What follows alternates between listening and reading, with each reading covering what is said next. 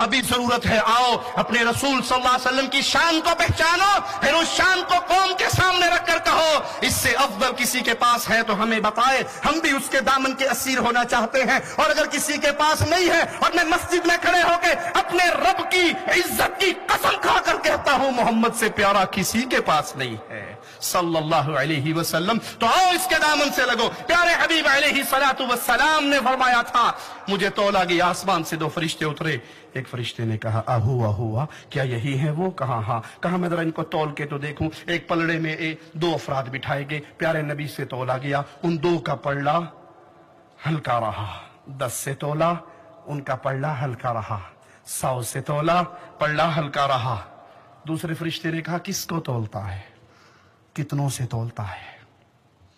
تولتا ہے آمنہ کے لال کو، تولتا ہے فاطمہ کے بابا کو، تولتا ہے عائشہ کے شوہر کو۔ مقابلہ 2 10 100 سے کرتا ہے۔ ارے سن، ایک پلڑے میں پوری کائنات کو بٹھا کر ایک پلڑے میں امام کائنات محمد کو بٹھائے گا، محمد کا پلڑا بھاری رہے گا صلی اللہ علیہ وسلم۔ ایک چھوٹا سا سوال کرنے کی اجازت دینا۔ ایک پلڑے میں پوری انسانیت آ گئی، پورے جنات آ گئے، ایک پلڑے میں انسانیت کے امام رحمت للعالمین آ گئے، پوری انسانیت پہ میرے رسول کا پلڑا بھاری رہا۔ اس انسانیت کے ٹوکرے میں 4 امام، 12 امام، 18 امام، سارے حضرت، سارے شیخ، سارے مرشد، سارے بزرگ، ساری کرنی بھرنی دھرنی والے بابے آئے یا نہیں؟ جی کوئی رہ گیا پیچھے؟ ساد لو، نہیں رہا۔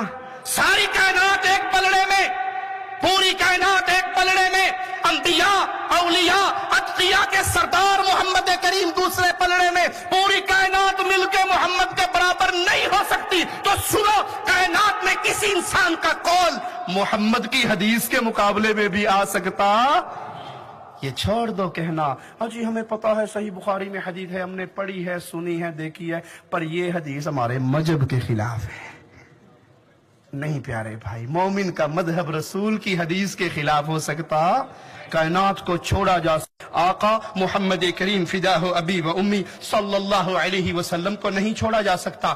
آئیے، یہ شان والے رسول تمہیں ملے ہیں، اس کے بعد پھر ضرورت ہے کسی اور کی طرف جھانکنے کی، پھر ضرورت ہے کسی اور کی طرف دیکھنے کی؟ جس رسول نے اپنی شان کے بارے میں خود کہا تھا لو کان موسیٰ حیّا، اگر آج موسیٰ کلیم اللہ زندہ ہوتے ان کو بھی جنت ملتی تو محمد کے پیچھے چل کے ملتی۔